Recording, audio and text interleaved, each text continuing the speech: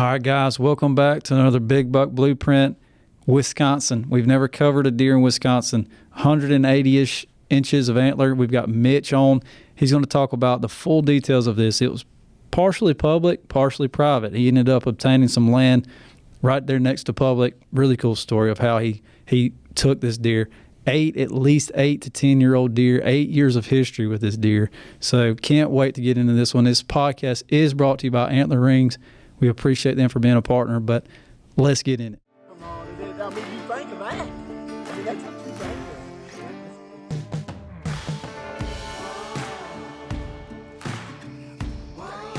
of. Boy, give me 5, boy.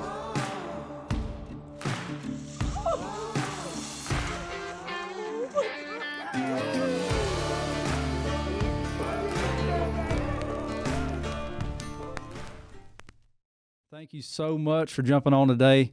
I don't even know if you know what you've got. I mean, this is an absolute giant. Central Wisconsin. The mass of this thing is probably like unlike any I've ever seen. It's unreal, and it carries all the way out.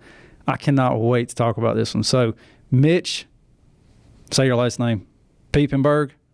Yeah, Piepenburg. Okay. Yep. I'm sorry. I did not want to mess that up. But thank you so much, dude, for coming on, and can't wait to get into this. But how you doing today? I'm doing well, actually. Finally getting to me, like I'm finally figured this deer out and finally getting some sleep. I know. Ain't it crazy, though? You take a good deer like this, and it feels like you're a dang superstar, dude. I mean, you get calls from all over. People all the time, they say that. I'm overwhelmed. Like, I've had so many I've messaged in the past, like, week, and they're like, give me a couple of days just to process this before I want to talk to you. And it is overwhelming. I mean, this is a big thing. Yeah. You don't do this. I mean, this is just once in a lifetime. Yeah, and I wasn't after the fame. I mean, I just wanted to know more about this deer. This deer deserved to have its story told, so I want to get it out there. Well, dude, I can't thank you enough for doing that. And the goal of these podcasts is just that. You're in Wisconsin. To be honest with you, I think you're the first one we've ever covered in Wisconsin. Some really big deer out there. We post about them, but we've never done a podcast on them. So I'm intrigued to see and hear about these whitetail and how they do. But I hear you've got a lot of history with him too, so we'll get into all that. But first, I'd love to know a little bit about who Mitch is. What you do, man? What you do for a living?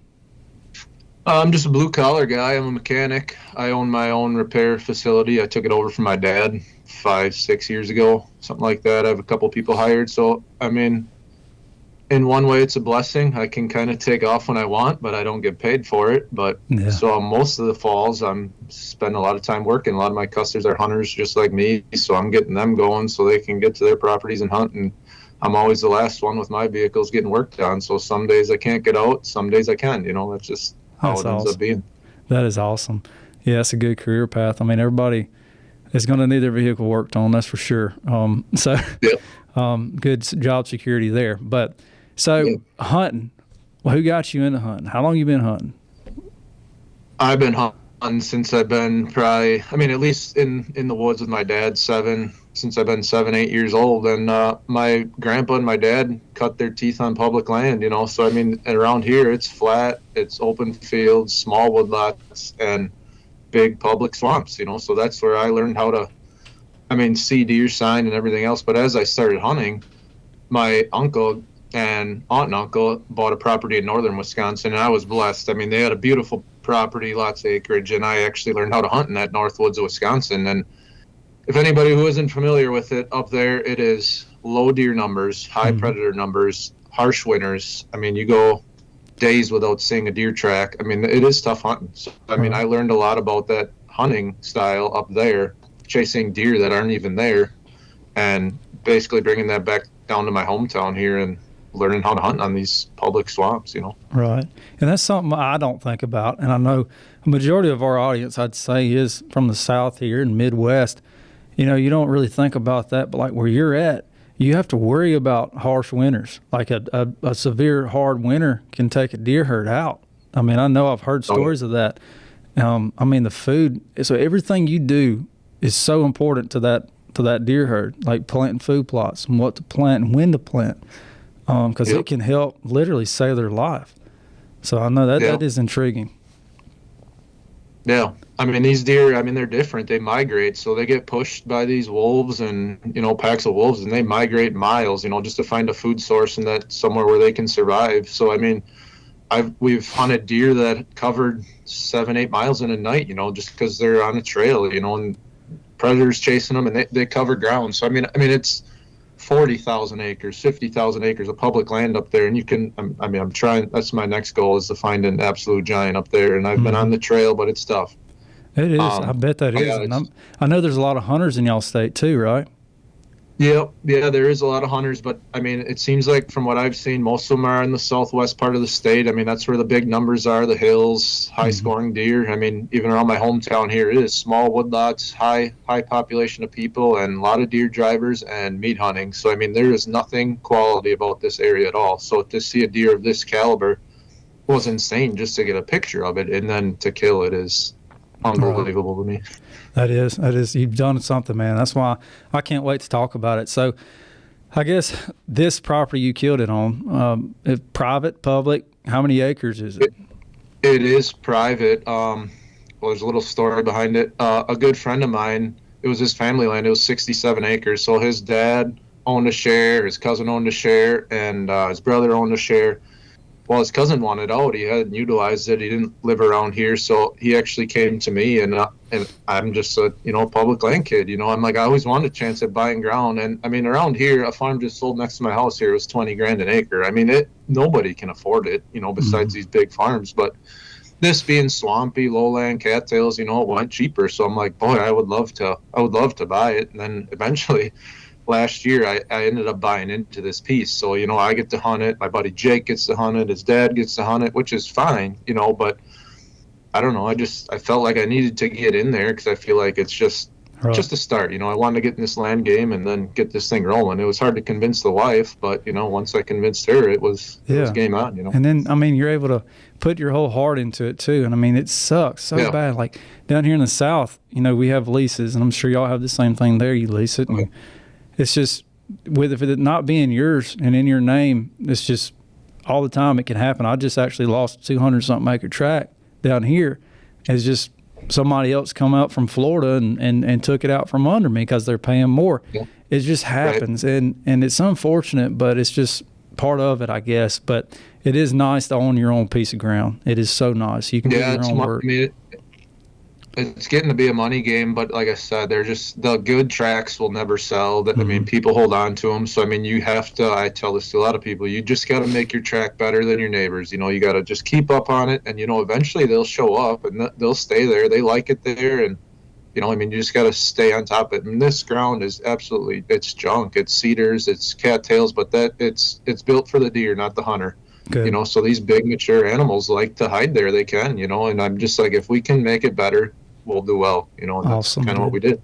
That is so cool to hear that. Even that type of strategies happen across the world. That's cool. But so let's get into this thing, man. It's a hell of a deer. Yeah. You had just a couple years of history with him, I know. How many years of history? 7, 8? Yeah, I've lost count, but I know for sure it's 7. So, it could have been, depending on where I ended up finding this thing, it could have been 8. But anyways, I can get into it whenever you're ready. Let's get it. That's an ancient deer. To be an 8-year-old deer in that, that's crazy. So, roll in it. I got it actually at the taxidermist now, and he used to work for the DNR, and he's like, after 8, you cannot tell. It just, and he looked at it, he's like, it's for sure 8, but I'm going to obviously get the jaw analyzed, and that's 100% accurate. So I know for sure, I've been hunting it for 7 years. It's at least 9 to 10, so judging off trail camera history. God, that's crazy. But anyway, I'll get into it here. So, like I said, my aunt and uncle, David and Lila's property up north, we ended up quit hunting that. He sold it, which is fine. So I get back home around here, and I'm cutting my teeth on public land. And 2019, I believe it was, I had an Idaho tag. I went out elk hunting, shot a nice bull elk with my bull buddy out there. But I get back home, and our gun season's kind of starting. So my bow season is kind of shot. These swamps are populated. It's an orange army out there, and there is just no deer moving. They hear that shot, they lay down. And so anyway, it gets to be about late season, mid-December, and there's, on this public marsh, it's like dikes, I guess people call them. I call them ditches.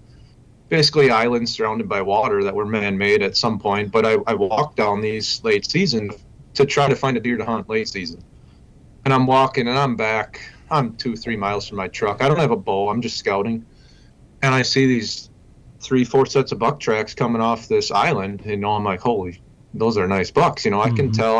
I've been in these public swamps as these toes get rounded, 4-finger wide track. They're mature. Our area, like I said, you get 120 or 30-inch buck, the whole county knows, because there isn't a lot of them. So we're targeting them 3-4-year-old bucks. Mm-hmm. And I see these 3 sets of mature buck tracks coming off this island. So I did what every other hunter would do. I followed them. I wanted to see where they're going. And this is miles till any private land. So I'm following, and it is junk ground. I mean, you drop your hat, you have a hard time finding it. It is cattails, tag alters, red brush, just thick, no trees. And I follow them for close to a mile, and then I found a few trails, and it opened up. I'm like, boy, this would be a cool spot for a set. Little did I know, I should have followed them the other way towards their bedding area. I probably could have had an easy shot at them right there where they live. But anyway, I'm trying to cut them off going to a food source. And that next weekend, there's a pretty big cold front coming. I didn't know anything about these deer, when they're moving. Is it their way there, way back? So I went and left at 3 in the morning. I walked in 2-3 miles, carried a stand, a heater bodysuit, and I'm planning on sitting all day. So I found actually a dead tamarack back in there. I climbed up, stand and sticks. I climbed up, about 15 feet and sat there all day. I froze my butt off. It was cold. It was 5-6 degrees, north wind at 15 blowing at me all day. And about 4:30, it closes around 5. All of a sudden, I look over and I see a couple bucks heading my way, and this trail comes right in front of me. It's shaped like a Y. One trail comes right under me at 20 yards. The next one's out at about 45. And there's 2 nice 8-pointers, I remember. And behind him was this dark racked, you could just tell it was one of them bucks that I haven't seen anything like this, and split tines on its back. And those 2 bucks stop, and they're on my boot tracks. And instead of coming under me, he cuts off and goes on that 45-yard trail. I'm at full draw already. I'm waiting, and I'm not shooting 45 yards, especially late season. I mean, I shot out to 100 elk hunting, practicing, but I'm not doing that on a whitetail.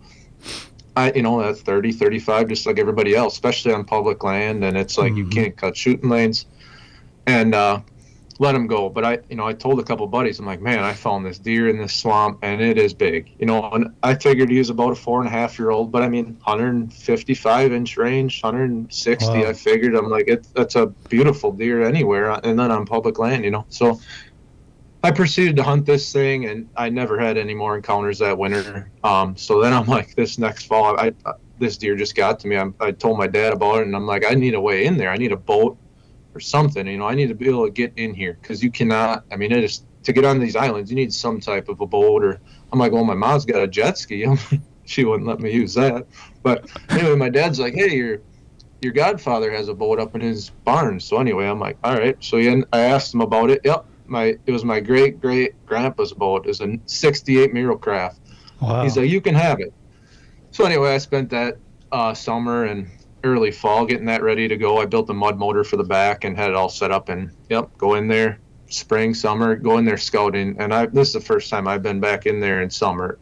That was a mistake. There it is buggy, thick, like you cannot see anything. And I'm looking around to try to find this deer's bed, and I'm never really did find it, and I found some travel corridors that I thought he was going to use, and I set up a couple trail cameras on them. And that fall 2020, a good friend of mine, Ryan Bancroft, we both had Iowa tags.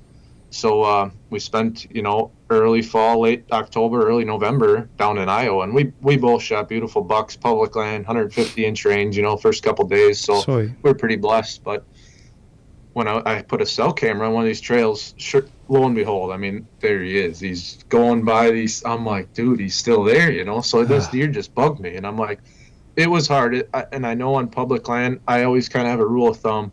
Your first sit's going to be the best. Second, it could happen, but I don't have a lot of confidence. Third, doesn't even pay to go, because these old deer that live there, they know you're there, so that first sit, it happens. It's going to happen. So anyway, I proceeded I can speed it up here a little bit, but over the next couple of years, I just kept that in my mind. I'm like, I got to go in there, strike once, and kill him. And I kept going in there, and it's so thick. You can't, I could hear him. I knew he bedded in there. I'd hear him get up, sloshing around, and I'd never saw him. I couldn't see him. And all of a sudden, so going back to this property that I bought, my good friend of mine, Jake, his property, about 2 miles away, borders this swamp. He's like, you got to see this deer I got on camera. And I believe it was 2020 or 2021. And we shared a lot of information. He sent me a picture of it, and my jaw about hit the floor. I'm like, dude, that's HGH. I'm like, I'm hunting this deer over 2 miles away. I get a few pictures of him, and he's traveling. He's swimming across these ditches to get there. And it's, like I said, it is hard for a rabbit to get through here, and this deer's going through there. So anyway, we're both hunting the same deer 2 miles apart. So, like, we're trying to share info and everything, and I find a lot of trails in these cattail marshes where you can tell they're buck trails because they knock down all the cattails on both sides. You can tell how wide they are, what they're using, where they're going. Wow. So anyway, I'm just like, well, let's just try to figure them out, and I hunted them.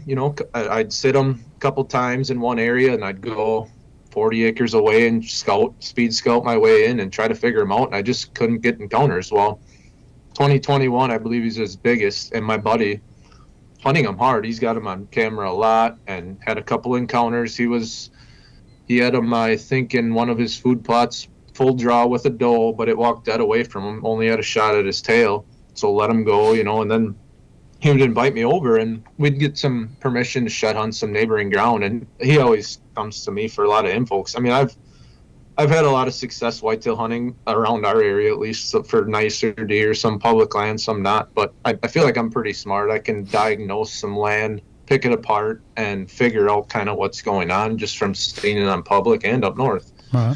So we shed hunt, and we see this. He had pictures of this deer shed, so like, let's go look for him. So we go out there, and there's a field, and all of a sudden we look up and hear this deer.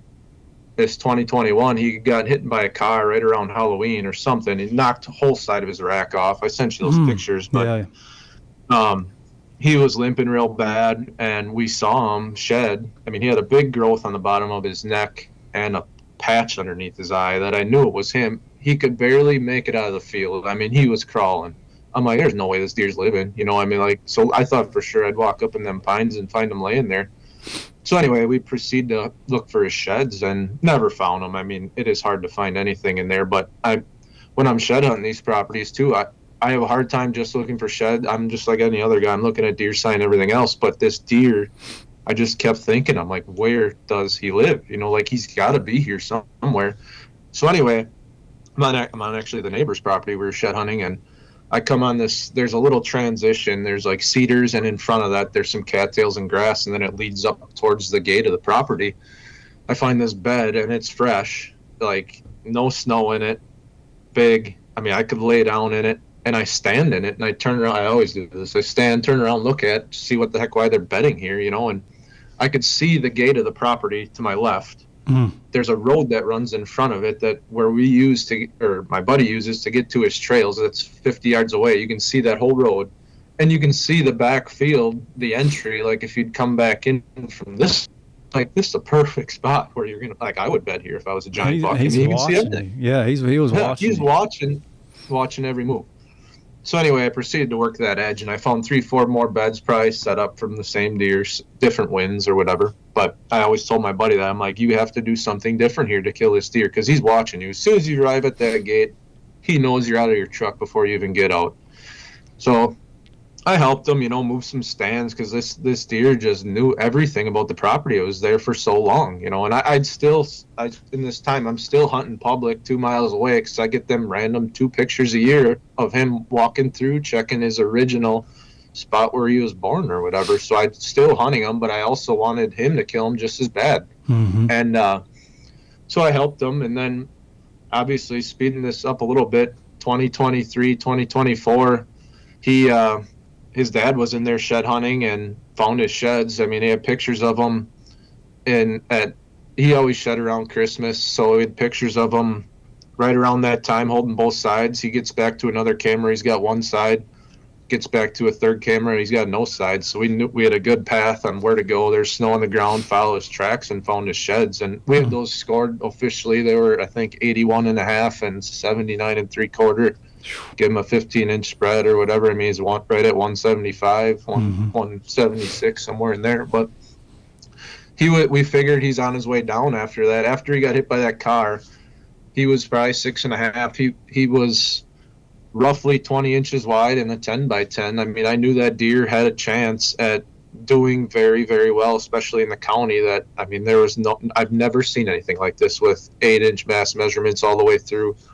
So I'm like, we have to spend seasons on them. So in the meantime, I'm passing up pretty nice deer on public land, and so is my buddy, and speeded up to last year. Like I said, I got a chance at buying this ground, and I'm like, I'm going to buy it. And I'm going to start improving stuff. I'm like, we have to change our way in. I'm like, I can't do anything to the neighbor's property. As bad as I wanted to go over to him and ask, hey, can I hunt this spot right over on your property? I'll probably get him. Yeah. I didn't want to. I mean, they hunt as well. So I'm like, we're going to do it right, So I kept telling my buddy, the only way you're going to kill this deer is if you let me in there. And I was joking, of course. And then I ended up buying this property. So then I bought it, and this spring, the last couple of years I've been helping him with work, but I'm like, I have a skid steer, and this deer always gets into the property end of September, early October, and it seems like he surveys everything. He knows where every stand is, knows where every camera is. He walks by everything, just sees if it's the same as the way he left it before. So like, I'm like, we got to change something. So in the meantime, there's a food plot right up front by our gate. Awesome early season spot, the only high ground in the whole property. 4 or 5 acres. So we have a little food plot up there, but then it dumps off into thick cattails, cedars, tamaracks, whatever, and that's where they bed, 100 yards from the edge. And I'm in there trying to change our trails around so we can sneak around this thing without them knowing we're there. But I just had a weird gut feeling. I'm like, what if I took this? There's a bunch of dead trees. I don't know, they're box elder trees, some buckthorn, and all this brush kind of growing around the food plot. And I'm like, what if I just took that and jammed it all back along this edge that at least block his view of me coming in? So I was down there a couple months ago, and I was playing around with the skid loader, and I just have OCD when I'm in that thing. I just start mowing everything down. I'm pushing stuff, and I just make a mess up front. And actually, my buddy Jake's dad's like, did you see what Mitch did down there? And Jake's like, I'm glad he did that, I mean, it looked like a mess, but I just wanted to line that whole west edge of that food plot with this to at least give us one advantage against them. So anyway, being busy at the shop and everything else, I don't have a lot of time. I got 3 kids, a wife, and so I ended up lining that whole side of the food plot. My dad planted it for me, and like I said, I hunted it a little bit that first year in 2024, and I had seen them, twice actually. I got down out of my stand after closing and saw him coming down that road out of his bed, but I knew it was him.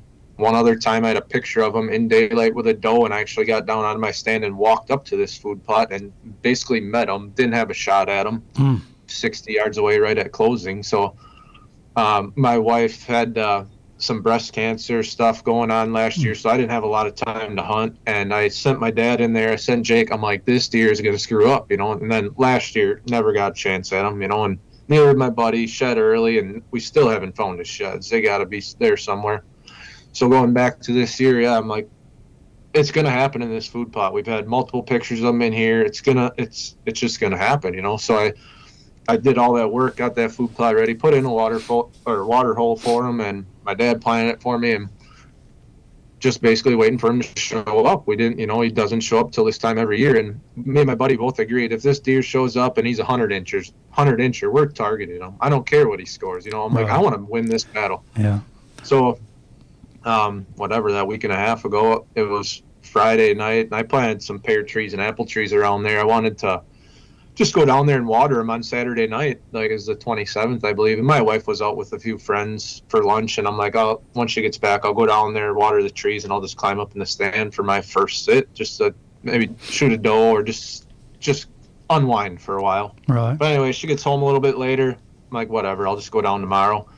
Lo and behold, Saturday night, he's standing in my food plot at 6:15. Wow. Hasn't been there since April. and Wow. my jaw about hit the floor. I texted my buddy Jake. I'm like, I hope you're in the stand right now. He's like, no, I'm at a wedding, or I don't know what he said, but I was in shock. I'm like, I can't believe he's back. I'm like, and right now, this is the earliest he's ever been here. So and the wind was supposed to be terrible. I'm kind of glad I didn't sit that night because my wind would have been questionable from my tree stand. And I'm like, well, I'm going to try and hunt him tomorrow, I guess. It's an east wind. It blows right into our property. Absolutely terrible. So I'm like, I was talking to my buddy. I'm like, hey, I don't know if we should sit. I educating him is the worst. I feel like once he knows you're hunting him, he just goes nocturnal. You don't see him. But then I kind of watched hourly wind, and I mean, it was 85 degrees on Saturday. They're talking like a 10-degree temperature drop down to like 75. It was the red moon. I follow the red moon a lot, and Mm-hmm. barometric pressure.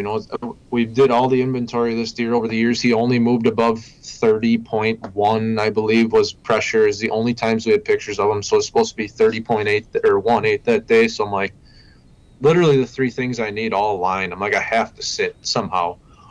So anyway, I had a stand here, just a stand with sticks that I use on public. I got 2 or 3 of them. I had a couple hanging in there yet, but I figured the only way to kill this deer was being mobile, like surprising him, because he knew where the stands were, knew where the cameras are, and everything else. So I'm like, well, I'll throw my stand on my back and my sticks, and I'll head out. And I actually, it's about a 15, 20-minute drive from my house here. I get down there at 1, 2 o'clock, and I get to our gate, and it's like supposed to be east, almost northeast, which would be better. Anything north is good, and it's like southeast, absolutely terrible, blowing right at that main bed that I found. And I actually pulled back out, and I called my dad, and I'm like, I'm just going to drive around and wait for the wind to switch more out of the east, before I could go in. So I drove around some of the public lots, just checking things out, and I told him, like, hey, if you don't have anything going on the next couple days, I would sit this deer at this plot, because somebody's going to, I feel like, get a chance at him. He's like, oh, yeah, and I'm like, I told him I went down there to water some trees tonight, and I'm like, I'm going to sit, and I'll call you when I'm done or whatever. So I waited for about 45 minutes, when switched up good enough that I could get in there. And I've never done this before, and I feel like this really helped, but I pulled up to our gate.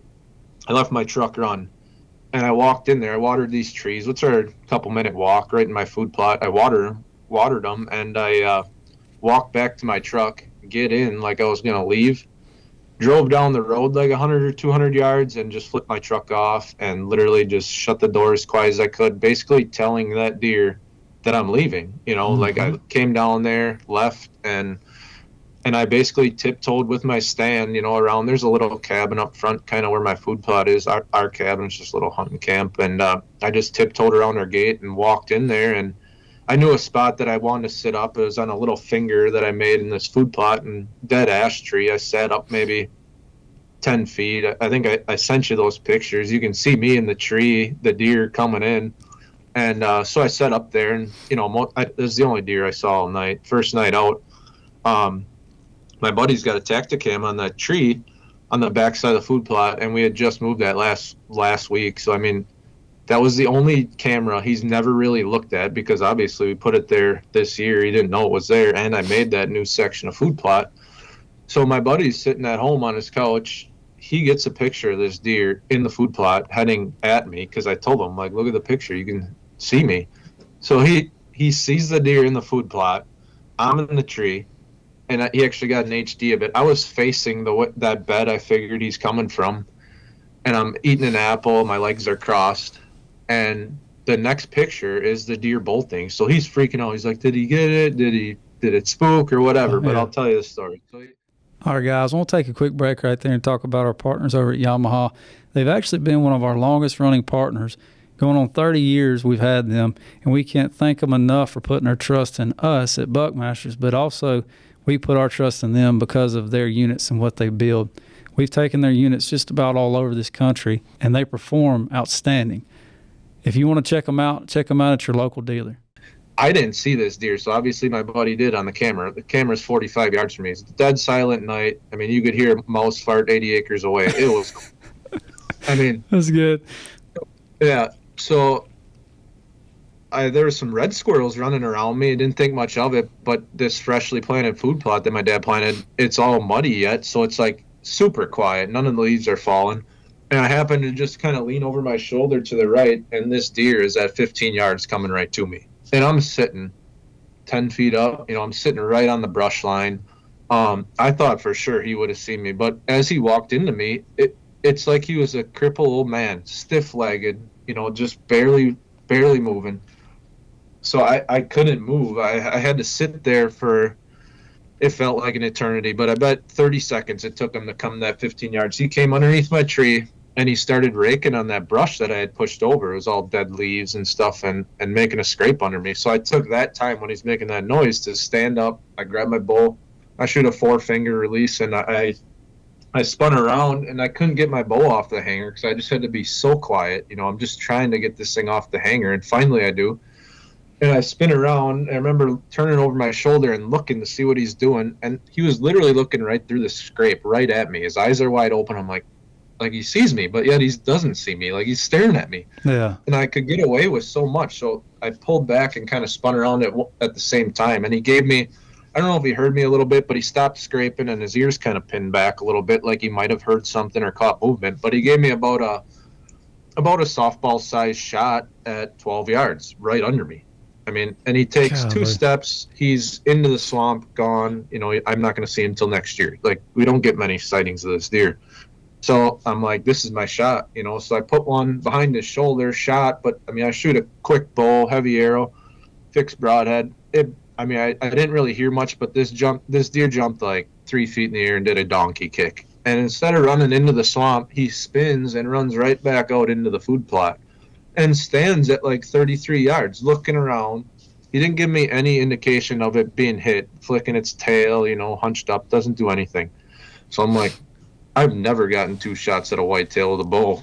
In the meantime, I'm reaching around my tree, grabbing a second arrow, knocking it, and the thing's just standing there yet. So I'm like, well, I wasn't looking for blood. I wasn't looking for anything. I just knew I had hit him. Don't know if I grazed him.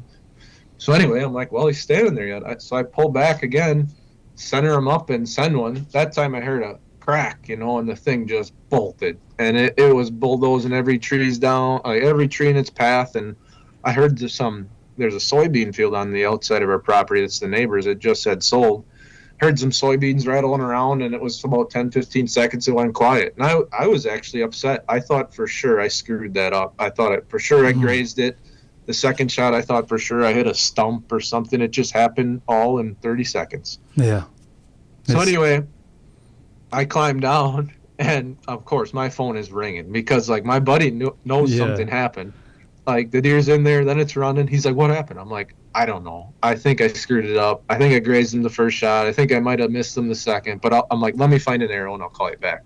So anyway, I get down, look at my first arrow, and there's a bunch of white hair, and my arrow looks pretty clean. It went through, but it looked cleaned off, like it would have went through like a brisket. So I'm like, boy, that just looks odd.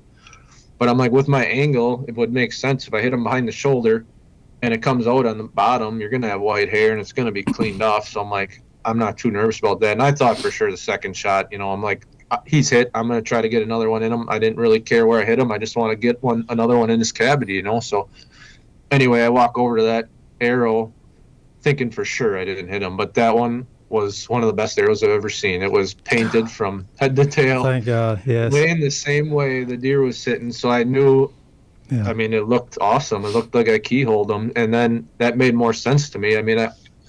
I walked out of the food plot looking down at the grass and brassica leaves, and they were just, you could see the splatter. So I'm like, I had to have hit him good with one of the 2 shots. So anyway, I get out to my truck, and I told them that, and I'm like, well, the Packers are playing that night. I know a lot of people like watching the Packers and whatever else, but when it comes to tracking a big buck, anybody will drop what they want to do. Yeah, they will.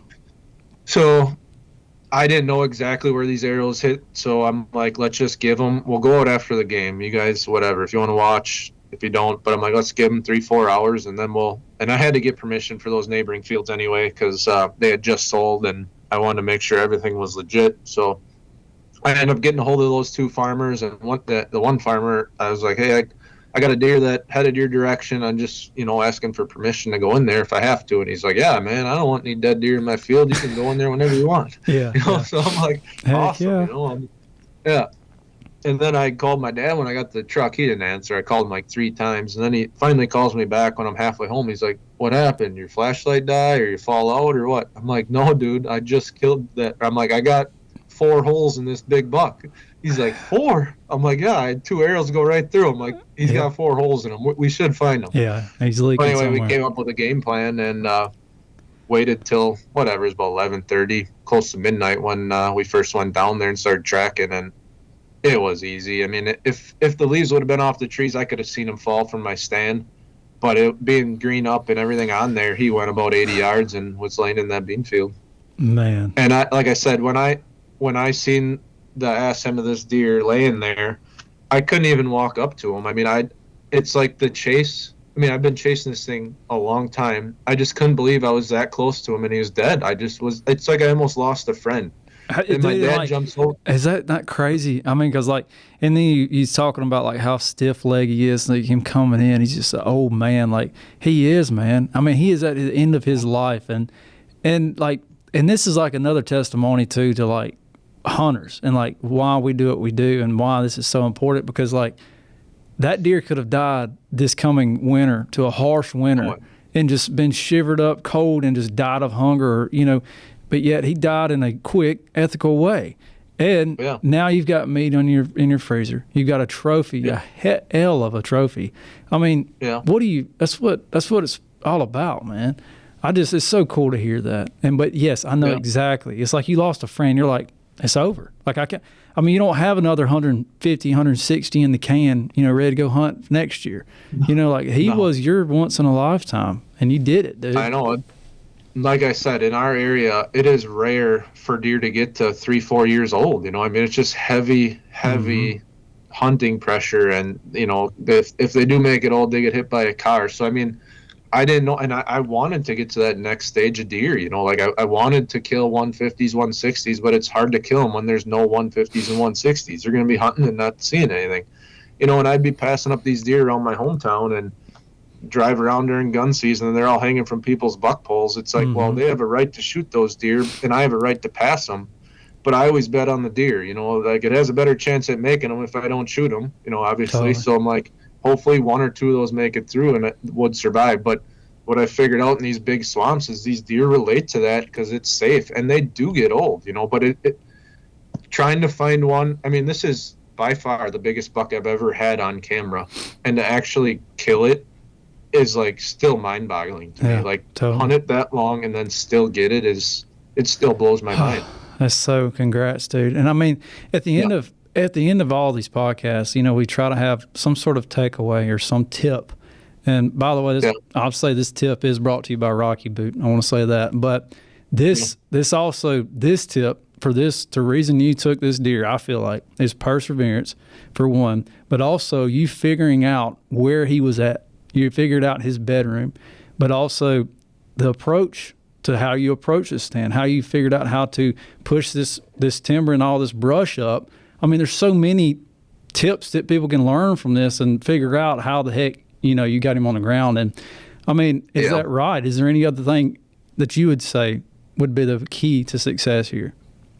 Yeah, I mean, I knew so much about this deer. I felt like the deer almost hunted us. So it's like I felt like the more you hunted him, the more he knew. So I'm like, you can't go after him every night, even though the day is perfect. What I've learned in that marsh is that if it's those dead silent nights, they just don't move. They don't get out of their bed until it's dark because for one, they can't smell.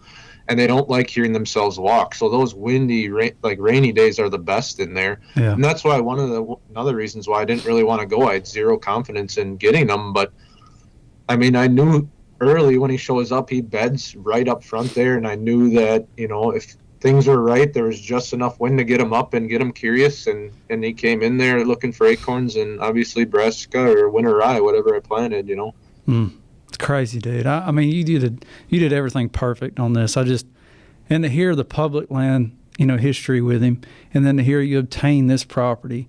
I mean, 67 acres, that's a good chunk, but it's not like, oh my gosh, it's 500, I mean, but like you made it happen on your dirt that you invested time and money in. It's just cool, man. I mean, you can't get any better.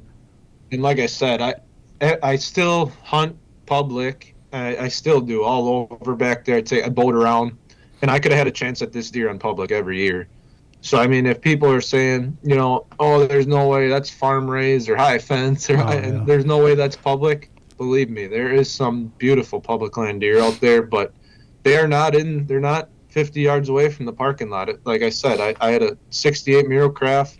I'd boat 2 miles, and I'd get stuck in a spot where cattails would float across, and I had to get out and kayak another quarter mile. And then I'd be walking across a couple 40s and cattails, So, I mean, it was a process. It took me a couple hours to get, and that's why you're going in there 2 sits a year and sitting all day, because you're not going to find the deer like that just 30 yards from the parking lot. You're going to get those. We see it all the time. It's like, oh, what high fence did you kill that in? Oh, how much money did it take to buy that deer? And, man, I just don't know why we can't, as hunters, be more respectful of each other. I mean, you worked your ever-loving butt off on this deer, man. I mean, listen to the podcast. And that's what 90% of them, that's what I tell them. Like, when the comments I see, here's the link. Go check it out. You watch it for yourself and see what he put into this. He's not just making this up. And like, I got a lot of customers coming in, and I'm not afraid to show them pictures, because I'm like, I'm in spots that if I see people good, I'm like, boy, they're just as dedicated as me. They deserve to be back here, wherever, on public lands. I'm like, they have the same idea as me. Let's figure them all together. Let's get them, dead. But I have my customers, and I show them, and they're like, geez, they've never seen a deer like that, because they're the ones out there sitting in their 40 acres with their 4 or 5 uncles, and they're blasting the basket 8 that runs by. Also, they have a right to do that, but I'm after something mature and big. Right. And I show them these pictures, and then they're all like, that Monday after I killed them, I think I had more phone calls on my business phone about this deer than I did cars, which is fine. I love talking deer. I mean, it is distilled in my mind, but they're like, is that same deer you showed me a couple of years ago? I'm like, believe me, it is. And I've been after this thing a long time, longer than I've been married. Oh, man. Is that not going to be so cool to have that thing hanging in your house? What kind of mount you doing? I'm doing a pedestal mount, like a floor pedestal. I knew that was going to be the case. Actually, we're in the process of redoing my basement. I call my trophy room. I mean, I got 7 or 8 heads already. And then my wife was obviously redoing our basement. She wanted to call it. And I came home and had stuff laying everywhere. So then when she left on her little luncheon with her girls, I started hanging my heads all around here. See, I got one in my bedroom here. I got a couple in the kitchen. I got some in my shop. Your wife is better than mine. She only lets me hang a select few, and I have them in my barn, and it is what it is. But she didn't let me. I just did it. But one thing I'd love to touch on, how wide is this deer? So the official score, I know you said 180, I think is what you roughed him out, and you said his last year's sheds, or whatever, 2 years sheds ago, whatever it was like 170 something. So you're thinking like mid 180s is what we're thinking. We don't have an official score. That's what I guessed him at this year. But yeah, I mean, I scored him the other night, and he's right around 181-ish, somewhere give or take. Some of these points I didn't count because you can, if they're wider on the beam than they are tall, they don't count. And a couple of them are close. With his mass, they're almost 2 inches wide, right, but only 1 3/4 inches tall. So I mean, right there, you could be adding a couple inches real easy. Totally. But the one thing though that is his width. He's only 13.5 wide. That's what I wanted you to say. It's so crazy. 13.5 inches wide, dude. That's like, but his mass. I mean, it's unbelievable. I mean, it's so crazy. I think after that deer, so I took him into the taxidermist yesterday. He had a big growth underneath his eye in the pictures. If you look close enough, you can see it, and then on his chin too. After that car hit, if that was the same injury, but anyway, I told him be careful. I didn't know what was in there, and there's just a huge injury. It looks almost like an antler gore, like he got it to the face, and it ended up getting infected. But he said his whole jaw was broke on his right side, so he's like, I don't even know how this deer lived. It was kind of hanging off, and that's why in my pictures, a couple of the tongue was hanging out. It just wouldn't stay in there. I mean, the whole jaw was like falling apart. Like it wouldn't. I slide it in there and come out. But anyway, I think something happened to his face structure at that point, and after that, he was always tighter. He always had that 19-20 inch frame till like he was well over 200 inches. Damn. But after that, he always got super tight. And a good friend of mine that shot some really nice deer from around this area. He's got beautiful property and shot some 160s, 170s in our contest. And he's just like, for you to be able to get a deer that's over 180 with a 13-inch spread is incredible. You know, I mean, the ones that he's got are all 22 wide and 10, 11-inch tines. He's like, just to get one like that, the mass is insane. I'm like, if you've measured the width outside the mass, he's probably 18 wide, 19, just because he's got 5, 6, 7-inch mass measurements. I mean, he's a 200-inch deer. I mean, whatever. I mean, he could be a spike. I mean, the age of that deer and what he went through and the history you have, it doesn't matter. Yeah. It doesn't matter what's on his head. It really don't. That's what I said. I told a lot of people. It's so cool. Man, I cannot. That is so awesome. Hell of a story. I mean, it's just so cool. Yeah. And I love how you told it from the start to the end. I didn't have to say nothing. There's some of them I have to kind of like drag through or like talk through. But thank you for doing that. You shared it well. And I mean, I was there with you the whole time. So I thank you for that. But Mitch, I can't thank you enough, man. Anything else you want to share with the audience? Not really. I mean, I just say keep hunting. I mean, like I said, I try to travel around and find mature animals, and obviously everybody wants super big bucks on their wall and everything else. I'm more of a maturity guy. I like age over inches. I always said, you know, you get a 3-year-old or 4-year-old 200-incher out there and a 8-year-old 160-incher. I'm shooting the 160. I just like the age class. And like I said, around my hometown, no deer got old, so I just started diving into these public areas, and there's old deer in there that are smarter than you. So I mean, it's humbling being able to get a couple out of there. You know, I did get a couple, like 135-inch 10 in between here when I found this deer. You know, and I ended up finding a bedding area and getting one. But like I said, I've been hunting this deer a long time, so I would say just never give up, and it is truly humbling. And at some point, maybe I'll have, you know, that 120-acre farm and I can manage it a little bit closer. But I have 3 young girls, and they show some interest in hunting, so I just wanted to give them a spot that I basically had growing up. You know, I had a private spot where I saw deer and basically got me into hunting. So I wanted to give that chance to them and not have to run around on public land like I did most of my life. That's awesome. That is so good, man. Thank you so much. That is like, I could talk for hours on this. I mean, this is so cool. So I can't thank you enough. I mean, we're on about an hour now. We've been recording this, but that's cool. I mean, it's all great information, but I can't thank you enough, Mitch. Again, thank y'all for watching again. First Wisconsin deer.